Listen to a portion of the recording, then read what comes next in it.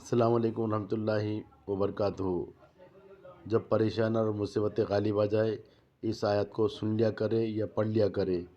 ربی انی مغلوب فانتصر، ربی انی مغلوب فانتصر، ربی انی مغلوب فانتصر۔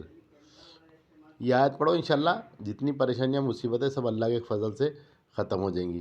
بہت بہت مجرب آیت ہے یہ۔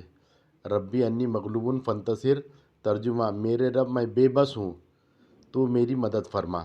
کتنا بہترین سوال ہے، میں بے بس ہوں۔ اطمینان سے کونے پہ جا کے بیٹھ جائیے، اگر مسجد جا کے بیٹھتے ہیں مسجد میں کونے پہ جا کے بیٹھ جائیے اور اطمینان قلب کے ساتھ، للہیت کے ساتھ ایک دم سکون سے بیٹھ کے یہ آیت پہلے درود شریف پڑھے، بعد میں درود شریف پڑھے، اس کے بعد پڑھے ربی انی مغلوب فانتصر۔ اللہ سنیے گا ضرور انشاءاللہ، اللہ سنیے گا اور بہت فائدے ہوں گے آپ کے۔ ہر مسئلے کا حل نکل جائے گا، ہر مسئلے کا حل نکل جائے گا۔ مصیبتیں پریشانیاں ہوا کے جیسے غائب ہو جائیں گی، مکڑی کے جالے کے جیسے نکل ختم ہو جائیں گی۔